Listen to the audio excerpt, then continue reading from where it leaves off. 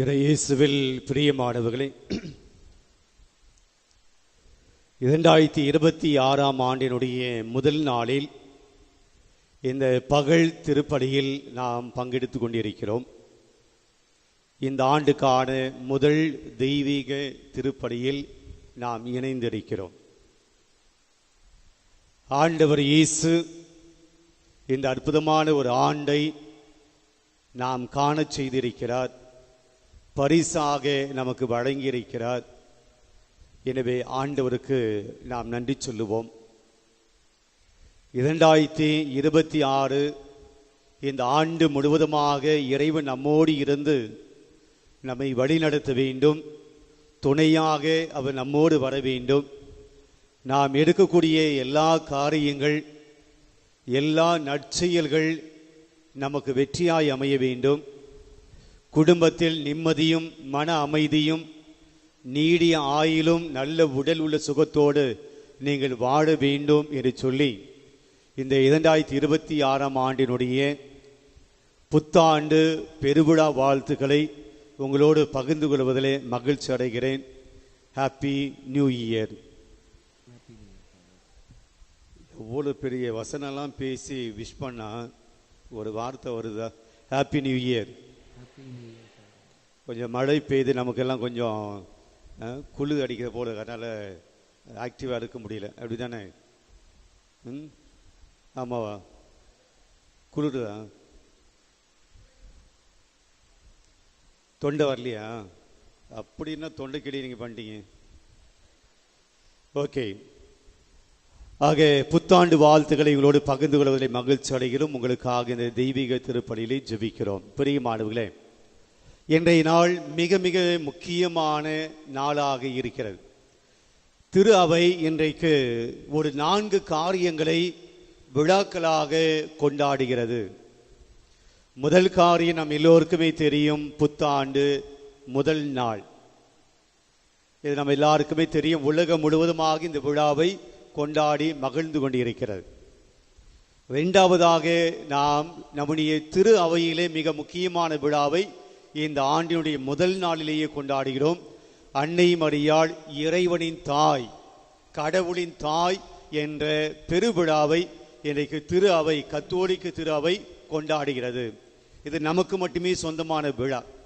மற்ற திரு அவைகள், மற்ற திருச்சபைகள் இதை கொண்டாடுவதில்லை.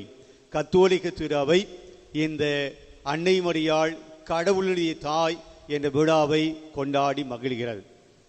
3வதாக ஆண்டவர் இயேசுவை ஆலயத்துக்கு கொண்டு செல்கிறார்கள்.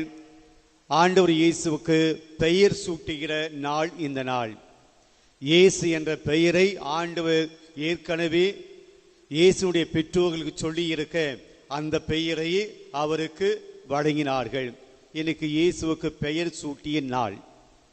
4வதாக நம்முடைய திரு அவையானது இந்த ஜனவரி மாதம் 1ஆம் தேதி உலக அமைதி தினமாக த வேர்ல்ட் பீஸ் டே என்ற நாளை சிறப்பிக்கிறது. உலகளவில் செப்டம்பர் மாதம் 21ஆம் தேதி உலக அமைதி தினமாக கொண்டாடினாலும் கத்தோலிக்க திரு அவையானது ஜனவரி மாதம் 1ஆம் தேதியை இந்த வருஷத்தினுடைய தொடக்க நாளை உலக அமைதி தினமாய் கொண்டாடுகிறது. இந்த 4 காரியங்கள் மிக முக்கியமான காரியங்களாக இந்த நாளில் திரு அவை நமக்கு முன்வைக்கிறது. நான் ஒவ்வொன்றாக ஒவ்வொரு செய்தியை இந்த நிகழ்வுகள் வழியாக அல்லது கொண்டாட்டங்கள் வழியாக நாம் எடுத்துக்கொள்ள முயற்சிப்போம். நான் கீழிருந்து மேலாக வருகிறேன். இறுதியாக நான் சொன்னது உலக அமைதி நாள். பிரியமானவர்களே, 1967ஆம் ஆண்டு அப்போது திருத்தந்தையாக இருந்த 6ஆம் பவுல் இந்த விழாவை அறிவிக்கிறார். ஏன் இந்த விழா உலக அமைதி தினமாக ஏன் கொண்டாட வேண்டும்? பிரியமானவர்களே, இந்த உலகம் கடவுளால் படைக்கப்பட்டது. தொடக்க நூலிலே நாம் பார்க்கிறோம், கடவுள் இந்த உலகத்தை படைத்து ஒரு வார்த்தையை சொல்கிறார். ஒவ்வொரு நாளும் படைப்பை படைத்துவிட்டு ஒரு வார்த்தையை சொல்கிறார். என்ன வார்த்தை? ஆண்டவர் நல்லது என கண்டார். ஆனால் இன்றைய உலகம் நல்ல உலகமாக பார்க்க முடியல. இன்றைக்கு உலகம் முழுவதுமாக, அது மிக குறிப்பாக இந்த விழாவை ஏற்படுத்திய காலகட்டத்தில் உலக போர்களினால் உலக நாடுகளிடையே பல்வேறு பிளவுகள், பல்வேறு சண்டைகள், போர்கள் இருந்த சூழ்நிலையிலே திருத்தந்தை அவர்கள் இந்த நாளை, இந்த ஆண்டினுடைய தொடக்க நாளை உலக அமைதிக்காக ஜெபிக்க அழைப்பு விடுத்தார். இன்றைய சூழ்நிலையிலே நாம் பார்க்கிறோம், உலகளவில் பல்வேறு இடங்களில் போர்கள் இன்னும் நடந்து கொண்டிருக்கின்றன. ரஷ்யா உக்ரைன் போர் இன்னும் நடந்து கொண்டிருக்கிறது. இந்த பாலஸ்தீனம் இஸ்ராயல் இடையே இன்னும் போர்கள் நடந்து கொண்டிருக்கின்றன. சிரியா நாடுகளிடையே இன்னும் போர்கள் நடந்து கொண்டிருக்கின்றன. நம்முடைய நாட்டிலும் கூட பல்வேறு கலவரங்கள் இன்றும் நடந்து கொண்டிருக்கின்றன. பிரியமானவர்களே, இந்த உலக அமைதிக்காக ஜெபிக்க திரு அவை நம்மை அழைக்கிறது. இன்றைக்கு உலகத்தில் அமைதி இல்லை என்பது ஒரு பக்கம் இருந்தாலும் நம்முடைய குடும்பத்தில் அமைதி இருக்கிறதா? ஒரு கணவனாக, மனைவியாக, பிள்ளைகளாக, பெற்றோர்களாக, பிள்ளைகளாக ஒரு அமைதியான ஒரு குடும்பத்தை நம்மால் இன்று வழி நடத்த முடிகிறதா? குடும்பத்துக்குள்ளேயே சண்டைகளை நாம் போட்டுக்கொண்டிருக்கிறோம். ஒரு குடும்பத்துக்குள்ளேயே போர்க்களமாக மாற்றி வைத்திருக்கிறோம். ஆண்டவர் கொடுத்திருக்கக்கூடிய இந்த அருமையான குடும்பம், ஆண்டவர் கொடுத்திருக்கக்கூடிய இந்த அருமையான வாழ்க்கை, நேற்று கூட இரவு திருப்பலி ஆற்றிய தந்தை அவர்கள் சொன்னார்கள், இந்த வாழ்க்கை ஒரு முறைத்தான் வாழப்போகிறோம். அதுவும் நீடிய வாழ்க்கை அல்ல, குறுகிய வாழ்க்கையிலே நாம் இருக்கிறோம். விவிலியம் சொல்வது போல நம்முடைய வாழ்க்கை நீர்க்குமிழி போல, நம்முடைய வாழ்க்கை காலையிலே மலர்ந்து மாலையிலே மடிந்து போகிற புல்லுக்கும் பூவுக்கும் சமமான ஒரு வாழ்க்கை வாழ்ந்து கொண்டிருக்கிறோம். இதில் நம்முடைய குடும்பத்துக்குள்ளே சண்டைகள், நம்முடைய குடும்பத்துக்குள்ளே வெறுப்பு உணர்வுகள், நம்முடைய குடும்பத்துக்குள்ளேயே நாம் ஒருவரை வார்த்தையினால் தாக்கிக் கொள்கிறோம், வெறுப்புணர்வை காட்டுகிறோம். ஆக இந்த ஆண்டினுடைய தொடக்க நாளிலே திரு அவை சொல்கிறது, உங்களுடைய குடும்பத்தில் அமைதியை கொண்டு வாருங்கள். கொஞ்சம் யோசிச்சு பாருங்க, ஒரு குடும்பம் என்பது எப்படி இருக்கணும்? ஒரு குடும்பத்துக்குள்ள எது இருந்தால் மகிழ்ச்சி இருக்கும்? பிரியமான நாம் எல்லாம் நினைக்கிறோம், குடும்பத்திலே வசதி வாய்ப்புகள், நிறைய பணம், நிறைய சம்பாதிக்கணும், நம்முடைய வீடு பெரிதாக இருக்க வேண்டும், வீட்டில் ரொம்ப காஸ்ட்லியான விலை உயர்ந்த பொருட்களை எல்லாம் வாங்கி வைக்க வேண்டும், எல்லாம் பெரிதாக இருக்க வேண்டும், வீடு பெரிதாக இருக்க வேண்டும், டிவி பெரிதாக இருக்க வேண்டும், ஃப்ரிட்ஜ் பெரிதாக இருக்க வேண்டும், படுக்கிற கட்டில் பெரிதாக இருக்க வேண்டும், பயன்படுகிற ஒவ்வொரு பொருளும் பெரிதாக இருக்க வேண்டும். ஆனால் நம்முடைய மனங்கள் சுருங்கி போயிருக்கின்றன. ஆக பெரிதாக இருக்கக்கூடிய வீடுகளில் அமைதி வந்து விடாது. அதே போல ஒன்றுமில்லாமல் குடிசையாக சிறிய வீட்டிலே வாழ்கிறவர்களுடைய வீட்டிலே அமைதி இல்லாமலும் போய்விடாது. அமைதி என்பது எனக்கு வெளியே அல்ல, எனக்கு உள்ளே. நான் எந்த அளவுக்கு என்னுடைய வாழ்க்கையை நேசிக்கிறேனோ, எந்த அளவுக்கு என்னோடு இருக்கிறவர்களை நான் நேசிக்க கற்றுக்கொள்கிறேனோ, என்னோடு இருப்பவர்களை நான் மதிக்க கற்றுக்கொள்கிறேனோ, அந்த இடத்துல அமைதி வருகிறது. ஆண்டவர் இயேசு பிறந்தபோது, இந்த உலகத்தில் பிறந்தபோது வானதூதர்கள் இடையர்களுக்கு முதல் செய்தியாக இதைத்தான் சொன்னார்கள், விண்ணுலகில் கடவுளுக்கு அமைதி மாட்சி உண்டாவதாக, உலகில் நல் மனதோருக்கு அமைதி உரித்தாகுக. இயேசு பிறக்கிற போது வானதூதர்கள் சொன்ன செய்தி அமைதி உண்டாவதாக. ஆண்டவர் இயேசு தன்னுடைய போதனையிலே மத்தேயு நற்செய்தி 5ஆம் அதிகாரத்தில் சொல்கிறார், அமைதியை ஏற்படுத்துவோர் கடவுளை காண்பர். ஆண்டவர் இயேசு உயிர்த்த பின்பு தன்னுடைய சீடர்களுக்கு காட்சி கொடுக்கிற போது, வீடுகளை அடைந்து கிடைந்த அந்த சீடர்களுக்கு இயேசு காட்சி கொடுக்கிற போது அவர் சொன்ன முதல் வார்த்தை, உங்களுக்கு அமைதி உரித்தாகுக. இயேசு பிறந்த போது சொன்ன வார்த்தை, இயேசு வாழ்ந்த போது சொன்ன வார்த்தை, இயேசு மரித்து உயிர்த்த பின்பும் சொன்ன வார்த்தை அமைதி. இன்றைக்கு உலகத்தில் அமைதி இல்லை, நம்முடைய குடும்பத்திலும் அமைதி இல்லை. பெரியவான் நிறைய வெறுப்புகளை மனதில் வைத்து இருக்கிறோம், நிறைய கோபங்களை மனதில் வைத்து வாழ்ந்து கொண்டிருக்கிறோம். முகத்துக்கு முன்பாக புன்முறுவல் பூக்கிறோம், சிரிக்கிறோம், மகிழ்ச்சியாக இருக்கிறோம். உனக்கும் எனக்கு எந்த வெறுப்புணர்வு இல்லை, உனக்கும் எனக்கு எந்த பகைமை இல்லை என்று சொல்லி நாம் முகங்களுக்கு முன்பாக நாம் ஒன்றும் இல்லாத போல் இருக்கிறோம். ஆனால் முகத்துக்கு பின்பாக, முதுகுக்கு பின்பாக நிறைய கசப்பான உணர்வுகளை வைத்து வாழ்ந்து கொண்டிருக்கிறோம். பிரியமானவர்களே, இன்றைய முதல் நாளிலே ஆண்டவருடைய ஆசிரியை கேட்போம். ஆண்டவரே, உம்முடைய அமைதியை தார்.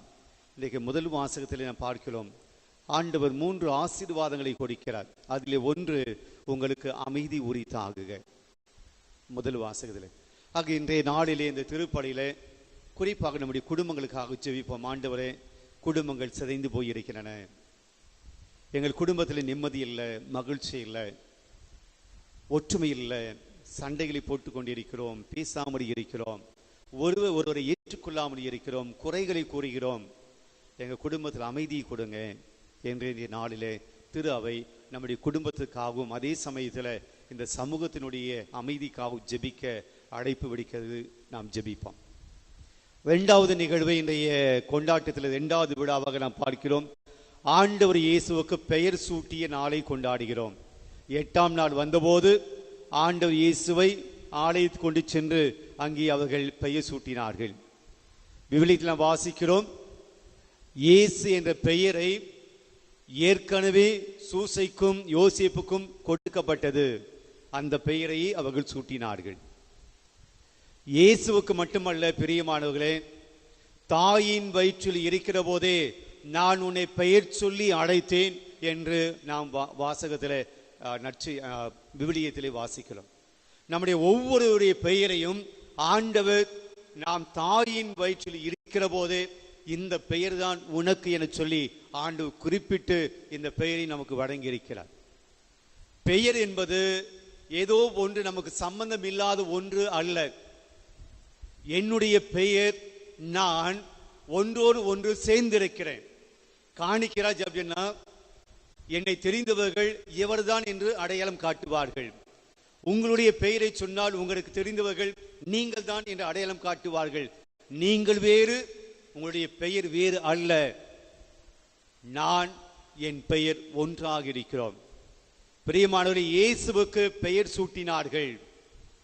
இயேசுடைய பெயரை கேட்டால் இந்த உலகத்தில் இருக்கக்கூடியவர்கள், விண்ணுலகோர் கீழுலகோர் அனைவரும் மண்டியிடுவர் என்று நாம் பவுலடியாருடைய கடிதத்திலே வாசிக்கிறோம். இயேசுடைய பெயருக்கு விண்ணவர், மன்னவர், கீழுலகோர் அனைவரும் மண்டியிடுவர். அந்த பெயருக்கு அவ்வளவு மகிமை. பிரியமானவர்களே, நம்முடைய பெயருக்கும் மகிமை இருக்கிறது. நம்முடைய பெயருக்கும் முக்கியத்துவம் கொடுக்க வேண்டும். இன்றைக்கு நம்முடைய பெயரை மற்றவர் சொல்லுகிற போது அவருடைய மனதிலே நாம் எந்த அளவுக்கு உயர்ந்து இருக்கிறோம். நம்முடைய பெயரை சொல்லுகிற போது அடுத்தவுடைய மனதிலே எந்த அளவுக்கு நாம் உயர்வான இடத்தை பெற்றிருக்கிறோம். சொல்லுவாங்க இல்லையா, நாமே சொல்றோம் இல்லையா, பெயரை கெடுக்காத, பெயரை கெடுக்காத.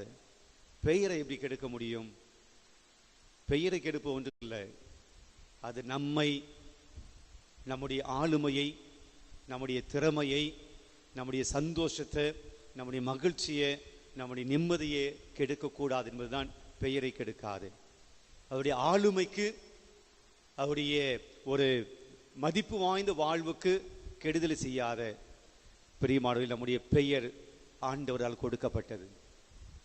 இன்றைய தலைமுறையினருக்கு இது புரியல. நம்முடைய பெயர்கள் எல்லாம் ஒரு புனிதருடைய பெயர், மரியாவினுடைய பெயர், அல்லது திருச்சபையிலே அல்லது விவிலியத்திலே வரக்கூடிய பெயர்களை நம்முடைய பெற்றோர்கள் நமக்கு சூட்டி இருக்கிறார்கள். இன்றைய தலைமுறையினர், உங்களுடைய பிள்ளைகள், உங்களுடைய பிள்ளைகளுடைய பிள்ளைகளுக்கு என்ன பெயரை சூட்டுகிறோம்? கிறிஸ்தவ பெயர், புனிதர்களுடைய பெயர், விவிலியத்தில் இருக்கக்கூடிய பெயர்கள். கிறிஸ்தவ பெயர்களை சூட்டுவதற்கு இன்றைக்கு நாம் தயங்குகிறோம். கிறிஸ்தவ பெயர்களை நம்முடைய பிள்ளைகளுக்கு சூட்டுவதற்கு நாம் தயங்குகிறோம். அது ஃபேஷனா இல்லை, அதில் ஸ்டைலா இல்லை, அது ஒரு ஸ்மார்ட்டா இல்லை. வாயில் வராத நுழையாத பெயர்களையெல்லாம் குழந்தைகளுக்கு சூட்டுகிறோம். பிரியமானவர்களே, ஒருவருக்கு ஒரு புனிதருடைய பெயரை நாம் வைக்கிற போது அந்த பிள்ளைக்கு, அந்த குழந்தைக்கு அந்த புனிதர் பாதுகாப்பாக இருக்கிறார். அந்த குழந்தைக்கு அந்த புனிதர் கடவுளிடம் தினமும் பரிந்து பேசுகிறார். அந்த குழந்தைக்காக ஆண்டவரிடம் ஆசீர்வாதத்தை அந்த புனிதர் பெற்றுக் கொடுக்கிறார். அந்தோனியார் அந்த பெயரை ஒரு குழந்தைக்கு சூட்டுகிற போது அது அந்தோனியார் அந்த குழந்தையினுடைய பாதுகாவலராக இருக்கிறார். இன்னைக்கு நாம என்ன பெயர்களை சூட்டுகிறோம்? நெட்ல போறது, ஏதோ ஸ்டைலான ஒரு பெயரை எடுக்கிறது, அதுக்கு வைக்கிறது. அது கிறிஸ்துவ பெயராக தெரியல. இன்றைக்கு நம்முடைய பெயர்களை அழைக்கிற போதே மாற்று வேற்று மதத்தை சார்ந்தவர் கூட இவன் கிறிஸ்துவனா இருப்பான் பொழுது ஆரோக்கியம் மீறி, நான் சொல்ல தேவையில்லை, இவர் கிறிஸ்தவர் என்று சொல்ல வேண்டிய அவசியம் இல்லை. பெயரை கேட்டாலும் தெரிகிறது இவர் கிறிஸ்தவர். அந்தோனி பெயரை கேட்டாலும் தெரிகிறது கிறிஸ்தவர். இன்றைக்கு நம்முடைய பிள்ளைகளுடைய பெயரை கேட்டால் புரிஞ்சிக்க முடியுமா கிறிஸ்தவன் அப்படின்னு சொல்லி? பெயரை கேட்டாலே இவன் கிறிஸ்தவர் என்று அடையாளம் காண முடியுமா? நம்ம வாழ்ற வாழ்க்கையும் கிறிஸ்தவ வாழ்க்கையாக தெரிய மாட்டேங்குது. நம்முடைய பெயரும் கூட கிறிஸ்தவ பெயராக நம்ம வைப்பதில்லை. பெற்றோர்களே, உங்களுடைய பிள்ளைகளுக்கு என்ன பெயரை வைக்கிறீர்கள்?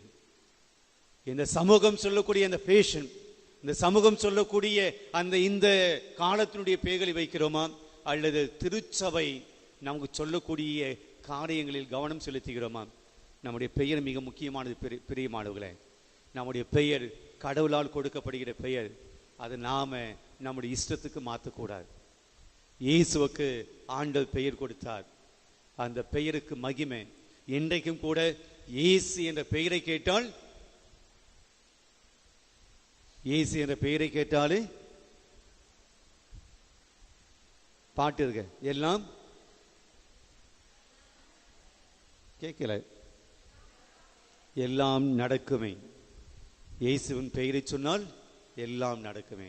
பிரியமானவர்களே, ஆண்டவர் இயேசுனுடைய பெயருக்கு அவ்வளவு வலிமை. நம்முடைய பெயருக்கு மகிமை உண்டு, நம்முடைய பெயருக்கும் சிறப்பு உண்டு. அதை புரிந்து கொள்வோம்.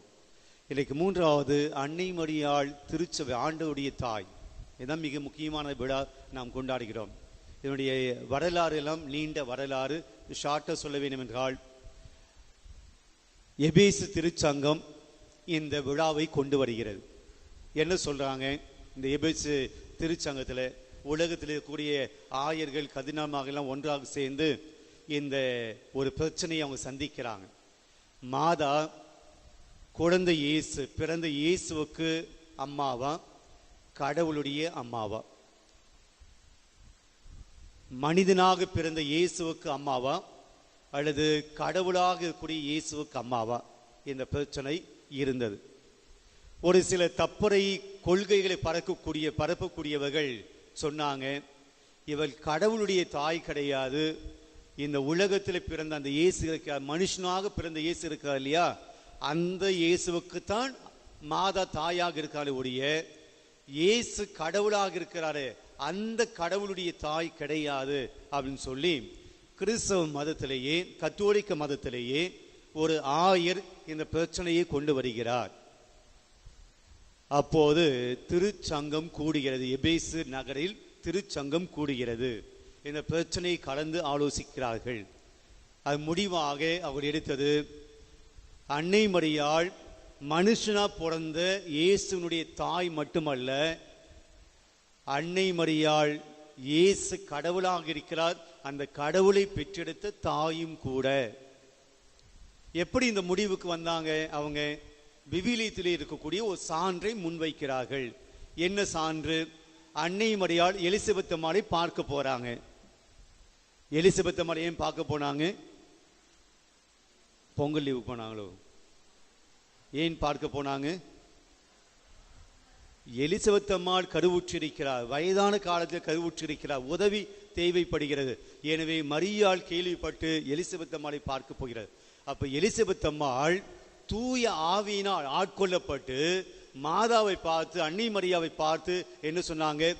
ஆண்டவரின் தாய் என்னிடம் வர நான் யார்? பைபிளில் இருக்கா? அன்னை மரியாள் யாருடைய தாய்? ஆண்டவரின் தாய் என்று விவிலியத்தில் இருக்கு. பிரியமானவர்களை புரிஞ்சுக்கிங்க, மற்றவர்கள் இதைத்தான் சொல்றாங்க. என்னது? அந்த மாதா மனுஷனா பிறந்த இயேசுனுடைய தாய் தான். அந்த தாய்க்கு ஏன் முக்கியத்துவம் கொடுக்குறீங்க?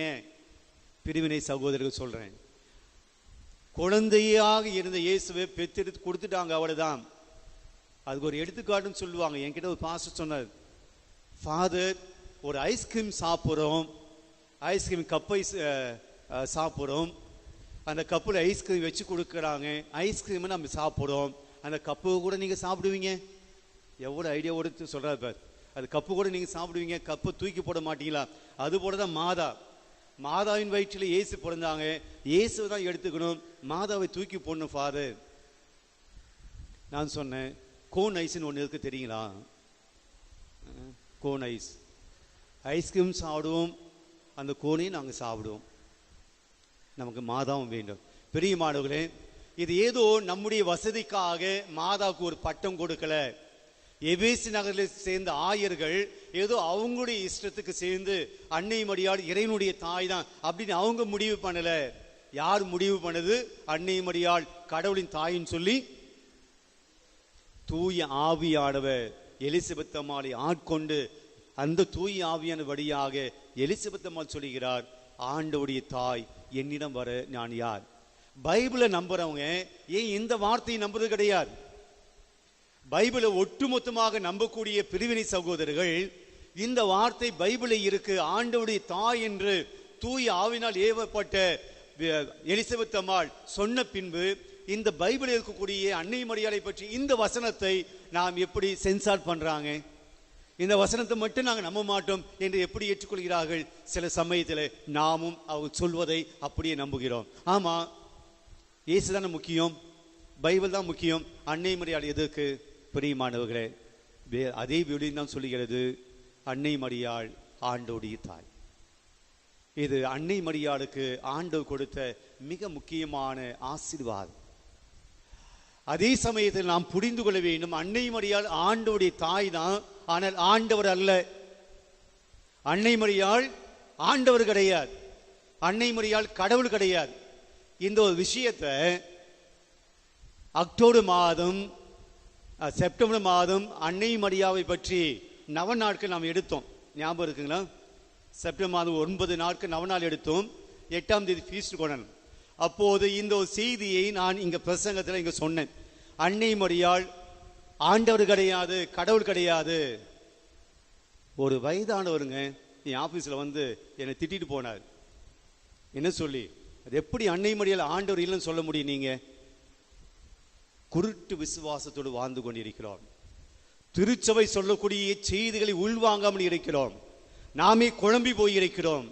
யார் ஆண்டவர், யார் ஆண்டவருடைய தாய், யார் ஆண்டவர், யார் புனிதர்கள், அன்னை மரியாளுடைய பங்களிப்பு என்ன, ஆண்டவருடைய பங்களிப்பு என்ன, புனிதர்களுடைய நிலை என்ன தெரியாம எல்லாத்தையும் ஒன்ன போட்டு மிக்ஸ் பண்ணி நம்முடைய விசுவாசம் குழம்பி போயிருக்கிறோம். அந்தோனியா புனிதர் அல்ல, அந்தோனியா ஆண்டவர் அல்ல, அவர் புனிதர். அந்த புனிதரால் புதுமை செய்ய முடியாது. ஆண்டவரிடம்தான் அந்த புதுமையை அவர் பெற்றுக் கொடுக்க முடியும். ஆண்டவர் இல்லாம அந்தோனியால் புதுமை செய்ய முடியாது, ஆண்டவர் இல்லாம அன்னை மரியாள் புதுமை செய்ய முடியாது. ஆக ஒரே ஆண்டவர். நாம் இப்ப பாட போறோம் பிரசங்கம் முடிஞ்ச என்ன சொல்லி? ஒரே ஆண்டவரை நான் விசுவசிக்கிறேன். ஒரு ஆண்டவர் தாங்க. மாதா ஆண்டவர்னா அப்ப இயேசு யாரு? அந்தோனியா ஆண்டவர்னா அப்ப இயேசு யாரு? ஆண்டவர் ஒருவர் தான். அந்த ஆண்டவருக்கு அருகாமையிலே, மிக அருகாமையிலே அவரை பெற்றெடுத்த அன்னைக்கு ஆண்டவர் கொடுத்த உயர்வான ஒரு பதவி என்னவென்றால் அவர் ஆண்டவருடைய தாயாக இருக்கிறார். அப்ப இந்த விழா நமக்கு என்ன சொல்லுது? அன்னை மரியாளை பற்றி நாம் புரிந்து கொள்ள வேண்டும். அன்னை மரியாளை நாம் முழுமையாய் அறிந்து கொள்ள வேண்டும். அன்னை மரியாள் தேவையில்லை அப்படின்னு சொல்றதும் சரியான பார்வை இல்லை. அன்னை மரியாள் ஆண்டவர் என்று சொல்லுவதும் சரியான பார்வை இல்லை. அப்ப இந்த விழா நமக்கு என்ன சொல்லுதுன்னா, ஆண்டவரை நேசிக்க வேண்டும் என்றால் நாம் அன்னை மரியாளையும் நேசிக்க வேண்டும். அன்னை மரியாளை நேசிக்கிறவர்கள் ஆண்டவரையும் நேசிப்பார்கள். எனக்கு இயேசு வேண்டாம், அன்னை மரியாள் வேண்டாம், இயேசு வேண்டும் என்று சொல்வது நாம் முழுமையாக இவருடைய உறவை புரிந்து கொள்ளவில்லை. ஆக அன்னை மரியாளை நேசிக்கிறவர்கள் இயேசுவை நேசிக்க வேண்டும், இயேசுவை நேசிக்கிறவர்கள் அன்னை மரியாளை நேசிக்க வேண்டும். மகனும் தாயும் இருவருமே நம்முடைய மீட்புக்காக, நம்முடைய வாழ்வுக்காக எப்போதுமே ஆசீர்வாதங்களை வழங்கி கொண்டிருக்கிறார்கள். இறுதியாக பிரியமானவர்களே, புதிய ஆண்டு 2025ஆம் ஆண்டு முடிஞ்சிச்சு, 2026 வந்துச்சு. இன்னிலிருந்து என் வாழ்க்கையில் பிரச்சனை கிடையாது, என் வாழ்க்கையில் துன்பம் கிடையாது, எந்த நோக்காடுகள் கிடையாது. அப்படியே தலைக்கீழாக மாறி என் வாழ்க்கையில் இதிலிருந்து எல்லா கஷ்டங்களும் அப்படியே போயிடும். அப்படியெல்லாம் கிடையாதுங்க, அப்படியெல்லாம் ஒன்றும் கிடையாது. இத்தனை வருஷம் அதான் பார்த்துன்னு இருக்கோம். புதிய ஆண்டு வந்த உடனே எல்லாம் புதிதாக மாறிவிடும் என்று அல்ல. புது வருஷம் வந்த உடனே எல்லா கஷ்டமும் நீங்கி போயிடும் என்பது அல்ல. நான் ஃபாதர் முதல் நாளே இப்படி சொல்றீங்க, உண்மை அதுதான் இல்லைங்களா? நேற்று இருந்த கஷ்டங்கள் இன்னைக்கு நம்ம வீட்டில் இருக்கும். நேற்று இருந்த கடன் தொல்லை அப்படியே நைட்டு அப்படியே மாறிடாது. அப்படியே லாட்ரி அடித்து கோடிக்கணக்கில் பணம் வந்து உங்கள் வீட்டில் வந்துடாது. அந்த கடன் இருக்கத்தான் செய்யும். நாம் செய்யக்கூடிய வேலையில் இருக்கக்கூடிய பிரச்சனை இருக்கத்தான் செய்யும். புதிய ஆண்டு வருவதனால் நம்முடைய வாழ்க்கையில எல்லாம் புதுசா மாறிடாது. அப்ப அது புதுசா மாற்றணும். புது ஆண்டு வருகிற போது என் வாழ்க்கை புதுசா மாற்றணும். அது யாரும் இருக்கிறது, நாளில் அல்ல எண்ணில் இருக்கிறது. இந்த புது நாளில் ஒன்றும் கிடையாது. அது another 24 hours அவ்வளவுதான், another a day அவ்வளவுதான். நேற்று புதன்கிழமை, இன்னைக்கு வியாழக்கிழமை அவ்வளவுதான். நேற்று 31ஆம் தேதி, இன்னைக்கு 1ஆம் தேதி, நாளைக்கு 2ஆம் தேதி அவ்வளவுதான். அது ஒன்றும் இல்லை, அது புதுசாக இது மாற்றாது. புது வருஷம் என் வாழ்க்கையில் மாற்றத்தை கொண்டு வர வேண்டும் என்றால் நான் புதிய மனிதனாக மாற வேண்டும். 2 காரியத்தை சொல்லி நான் நிறைவு செய்கிறேன். பிரியமானவர்களே, வேதம் நமக்கு சொல்லுகிறது புத்தாண்டு நமக்கு ஆசீர்வாதமான ஆண்டாக ஆகணும்னா முதல் விஷயம் எபேசியர் 4ஆம் அதிகாரம் 22, 24 இந்த வார்த்தை நமக்கு சொல்லுது. எனவே உங்களுடைய முந்தின நடத்தையை மாற்றி, முந்தின நடத்தை மாற்றணும். முந்தின நடத்தை என்னது? 2025ஆம் ஆண்டில் நான் வச்சிருந்த பார்த்தியா, கடவுளுக்கு பிடிக்காத, நம்முடைய குடும்பத்துக்கு பிடிக்காத, நம்முடைய மனசாட்சிக்கு பிடிக்காத முந்தின நடத்தையை மாற்றி தீய நாட்டங்களினால் ஏமாந்து அழிவரும் பழைய மனிதனுக்குரிய இயல்பை களைந்து விடுங்கள். பழைய மனிதனுக்குரிய இயல்பை களைஞ்சிருங்க. Remove your old cloth. பழைய மனுஷனுக்குரிய விஷயங்கள், எதெல்லாம் உங்க குடும்பத்துக்கு பிடிக்காது, எதெல்லாம் உங்க குடும்பத்துக்கு ஆகாது, எதெல்லாம் உங்களுடைய குடும்பத்துக்கு கஷ்டத்தை வரக்கூடிய விஷயங்கள், எல்லா பழைய இயல்புகளை எல்லாம் களைந்து விடுங்கள். வார்த்தை தொடர்ந்து சொல்லுது, உங்கள் மனப்பாங்கு புதுப்பிக்கப்பட வேண்டும். மனசு புதுப்பிக்கப்படணும், நம்முடைய எண்ணங்கள் புதுப்பிக்கப்படணும், நம்முடைய பார்வை மாறணுங்க, நம்முடைய சிந்தனை மாறணும். நம்ம எல்லாமே தவறாக நினைத்து கொண்டிருக்கிறோம், எல்லாமே கோப உணர்வுகளோடு இருக்கிறோம், காய உணர்வுகளோடு இருக்கிறோம், அல்லது ஒரு தாழ்வு மனப்பான்மை இருக்கிறோம். நடக்காது, அவ்வளவுதான், என் வாழ்க்கை அவ்வளவுதான், முடிஞ்சு போச்சு, இனிமேல் ஒன்றும் கிடையாது, தாழ்வு மனப்பான்மை, அல்லது ரொம்ப நெகட்டிவான எண்ணங்கள். எல்லாம் அப்படிதான், உலகம் அப்படிதான், அவன் இப்படிதான், இவன் இப்படிதான், எல்லாமே அப்படிதான், ஏமாத்துக்காரங்க, உலகம் ஏமாத்துது என நெகட்டிவான எண்ணங்கள். பிரியமான உங்களுடைய மனப்பாங்கு மாற வேண்டும். உங்களுடைய உள்ளம், உங்களுடைய எண்ணம், சிந்தனைகள் எல்லாம் மாற வேண்டும். மனப்பாங்கு புதுப்பிக்கப்பட வேண்டும். கடவுளது சாயலாக படைக்கப்பட்ட புதிய மனிதனுக்குரிய இயல்பை அணிந்து கொள்ளுங்கள். இதுதான் பாயிண்ட். புதிய மனிதனுக்குரிய இயல்பை அணிந்து கொள்ளுங்கள். நீங்க புதுசா மாறினீங்கன்னா வருஷம் புதுசா இருக்கும். நீங்க பழைய மனுஷனாவே இருந்தீங்கன்னா இந்த வருஷமும் எப்படி இருக்கும்? பழைய வருஷமா தான் இருக்கும். நேற்று இருந்த கோபத்தை இன்னைக்கு கொண்டு வந்தீங்கன்னா நேற்றைய நாளுக்கும் இன்றைய நாளுக்கும் வித்தியாசம் கிடையாது. நேற்று ஒரு மன்னிக்காம இருக்கிறீங்க, இன்னைக்கு நீங்க மன்னிக்காம இருக்கிறீங்கன்னா நேற்று நாளைக்கும் இன்னைக்கும், போன வருஷத்துக்கும் இன்னைக்கும் ஒன்றும் ஆக போறது கிடையாது. நேற்று தாழ்வு மனப்பையோடு வாழ்க்கை சரியில்லைங்க, ஒன்றும் ஆகாதுங்க, இனிமேல் முடியாது, எல்லாம் வேஸ்ட், அந்த எண்ணத்தோடு நேற்று இருந்தீங்க. இன்னைக்கும் புது வருஷத்துல அதே போலதான் நினைக்கிறீங்கன்னா 2025க்கும் 2026க்கும் எந்த வித்தியாசம் கிடையாது. உங்களை மாற்றினால் உலகம் மாறும். உங்களை எண்ணங்களை மாற்றினால் உங்களுக்கு முன்பு இருக்கிறவை மாறும். மாற்றிப்போம். தேவையில்லாத விஷயங்கள் எல்லாம் விட்டுடுவோம். எதெல்லாம் நம்ம கஷ்டப்படுத்தியதோ கடந்த ஆண்டு, கோபங்கள், வெறுப்புகள், எரிச்சல், பொறாமை, சுயநலங்கள், தாழ்வு மனப்பானவைகள், சண்டை சச்சரவுகள் எல்லாத்தையும் விட்டுட்டு புதிய மனிதனாக மாறுவோம். புது வருஷம் நமக்கு கிடைக்கும். 2வது செய்தி நான் நிறைவு செய்கிறேன். பிரியமானவர்களே, ஆண்டவர் சொல்றார் மத்திய நற்செய்தி 6ஆம் அதிகாரம் 25-33, உயிர் வாழ எதை உண்பது, எதை குடிப்பது என்றோ, உடலுக்கு எதை உடுத்துவது என்றோ நீங்கள் கவலை கொள்ளாதீர்கள். உணவை விட உயிரும் உடையை விட உடலும் உயர்ந்தவை. பிரியமானவர்களே, கவலை கொள்ளாதீர்கள். இது கிடைக்கல, அது கிடைக்கல, இது இல்லை, அது இல்லை என்று கவலைப்படாதீர்கள். அந்த வாக்கியத்தை அப்படியே படிச்சு போன கடைசி வசனத்தை சொல்லுவாங்க, முதலில் ஆண்டுக்குரியதை தேடுங்க, எல்லாம் சேர்த்து கொடுக்கப்படும். இந்த வருஷத்தில் ஆண்டவரை நம்புவோம், ஆண்டவரை பிடித்து கொள்வோம், ஆண்டவரை இறுக்கமாக பிடித்து கொள்வோம். ஆண்டவர் நம்மை பாதுகாப்பார். ஆண்டவர் இல்லாமல் எடுக்கக்கூடிய எந்த காரியமும் சக்சஸ் ஆகாது. அது இயேசுவை சொல்லிட்டார், என்னை விட்டு பிரிந்து உங்களால் எதுவும் செய்ய முடியாது. ஆண்டவரை பற்றி கொள்வோம், எல்லாத்துக்கும் முக்கியத்துவம் கொடுப்போம், ஜெபிப்போம், அதிகமாக ஆண்டவரிடம் நாம் வருவோம், ஆலயங்களில் வருவோம், ஜெபிப்போம், வீடுகளில் குடும்ப ஜெபம் செய்வோம், ஆண்டவரை பிடித்து கொள்வோம். ஆண்டவருக்கு நீங்கள் முக்கியத்துவம் கொடுத்து பாருங்க, அவர் உங்களுக்கு முக்கியத்துவம் கொடுப்பார். ஆண்டவருடைய காரியங்களுக்கு நீங்கள் முக்கியத்துவம் கொடுத்து பாருங்க, அவர் உங்களுடைய காரியங்களில் அவர் முக்கியத்துவம் கொடுப்பார். ஆக 2 காரியம் இந்த வருஷம் நமக்கு நல்லா அமையணும்னா, 1, ஆண்டவருக்கு முக்கியத்துவம் கொடுப்போம். 2வது, நாம் புதிய மனிதர்களாக புதிய எண்ணங்களோடு வாழ முயற்சி எடுப்போம்.